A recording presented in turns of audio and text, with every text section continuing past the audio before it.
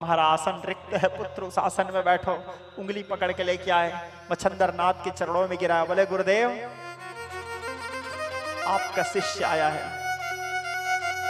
मच्छंदर नाथ जी उठे, उठने के बाद गोरखनाथ को गले से लगाए। अभी तक के भर्तृहरि को यही लग रहा था गोरखनाथ मेरे गुरु हैं, आज भर्तृहरि को पता चला मच्छंदर नाथ मेरे गुरु हैं। उनके चरणों में दंडवत प्रणाम किए, बोले ये हैं पुत्र वास्तविक गुरु।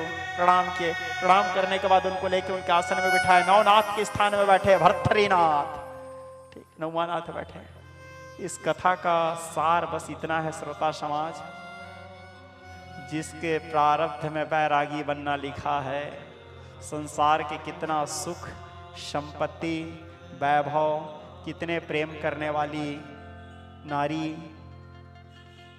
कितने चाहने वाले ऐश्वर्यशाली व्यक्ति भी यदि उसके पास आसपास घिरे रहे, यदि उसके प्रारब्ध में बैरागी बनना लिखा है तो वो बैरागी बनेगा।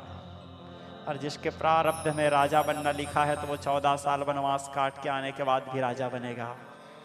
और जिसके भाग्य में बैरागी बनना लिखा है, सप्तद्वीप के महाराज अपने उस चक्रवर्ती सम्राट राजगद्दी को लात मार के बैरागी बनेंगे। जब उस आसन में बैठे तब मच्छंदर नाथ उसके सामने खड़े हुए, ताली बजाए, बोले इधर आओ पिंगला, बोले पिंगला आए। अश्वपाल को बुलाया, बोले इधर आओ अश्वपाल, बोले। वो अश्वपाल कोई और नहीं था, वो स्वयं महाराज भर्तृहरि का आत्मा था।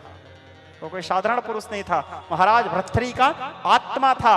वो बोले पुत्र तुम्हारी नारी व्यभिचारिणी नहीं है, अखंड पातिव्रता ये कल भी थी आज भी थी और इतिहास इसको सदैव पातिव्रता कहेंगे।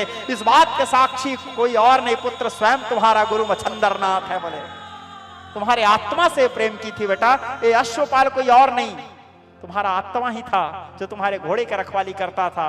कारण छत्तीसगढ़ी में भाव है, बांधेले घोड़ा भागेले खोटा, चढ़ के नगाड़ा बजावथे ओटा जे।